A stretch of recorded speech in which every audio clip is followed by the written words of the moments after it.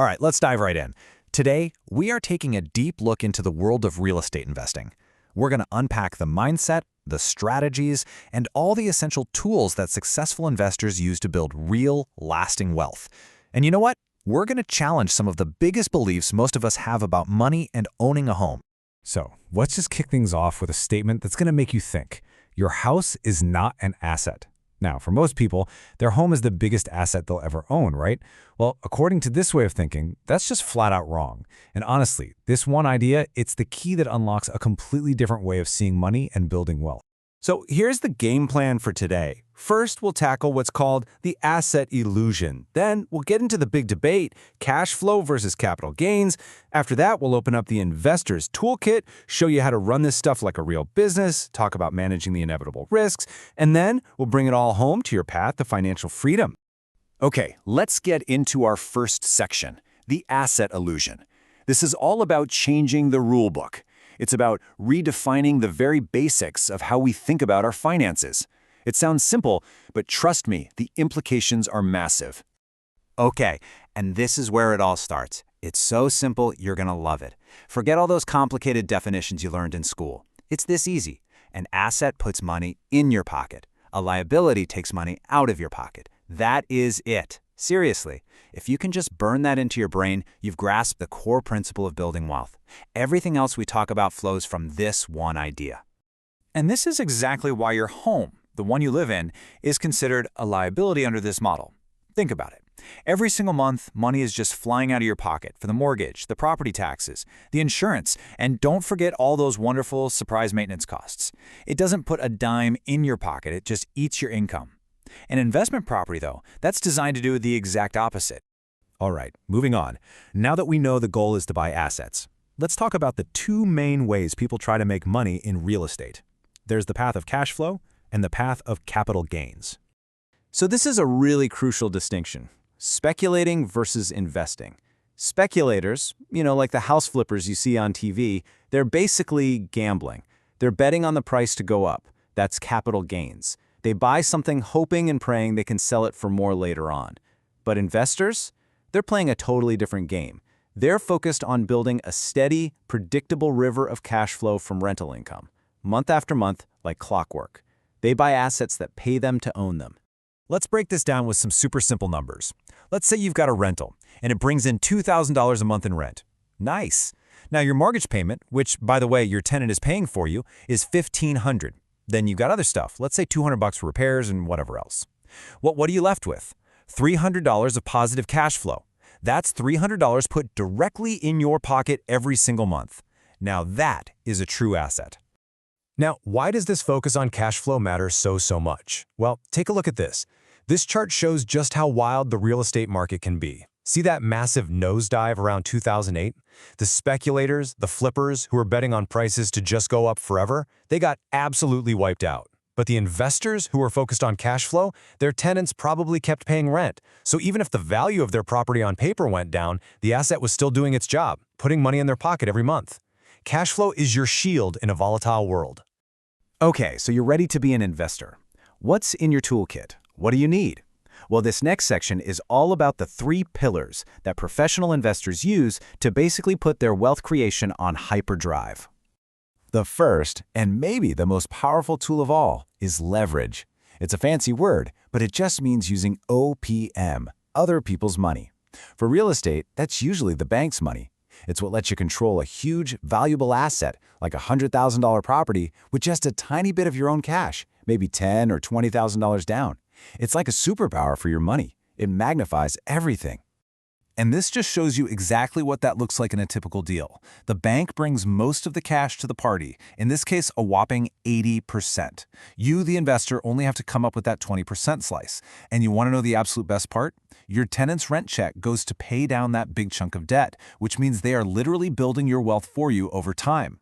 The second pillar is control. This is a huge one. Think about it. When you buy a stock, you're just along for the ride. You have zero say in what the CEO does. But with real estate, you are in the driver's seat. You get to decide the income by setting the rent. You get to manage the expenses by being smart. You even control the debt by picking the right loan. That level of control is an insane advantage that you just don't get with paper assets. And finally, the third pillar, the one everyone loves to hear about, tax advantages.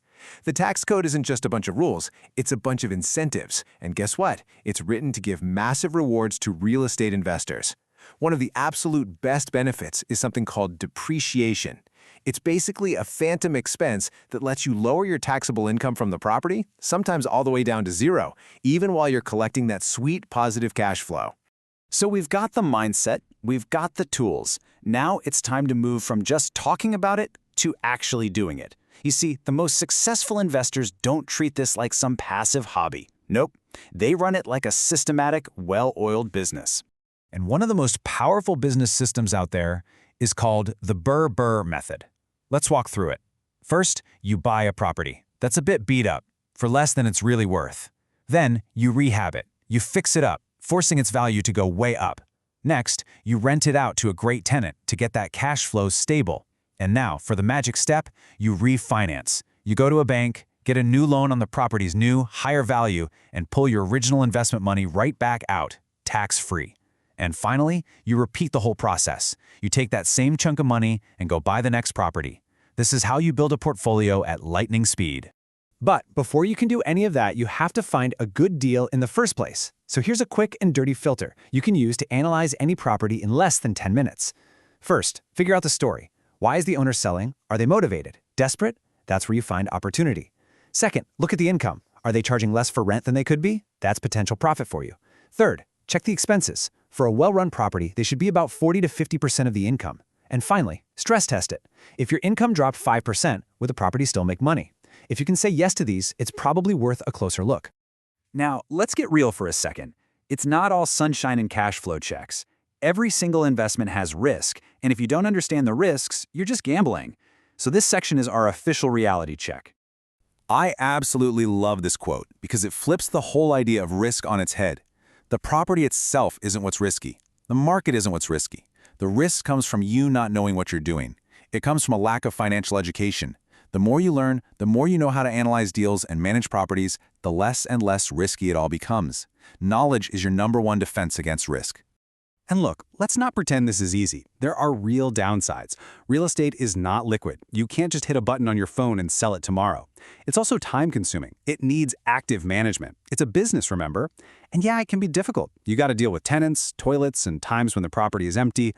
Plus, everything takes time. Buying and selling can take months.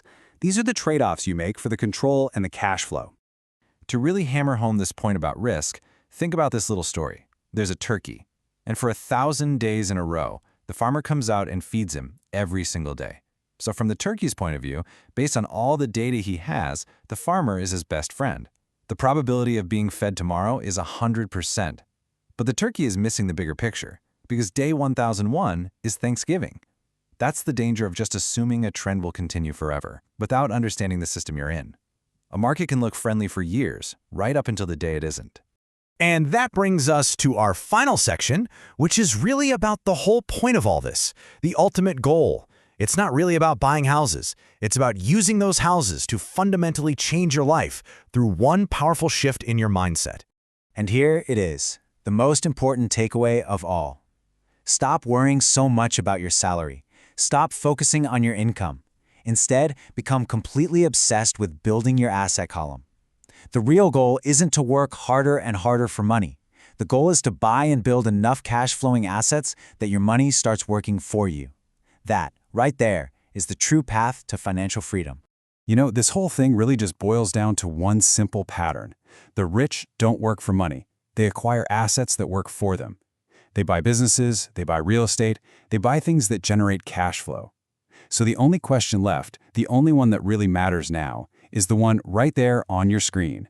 What is the first asset you will acquire?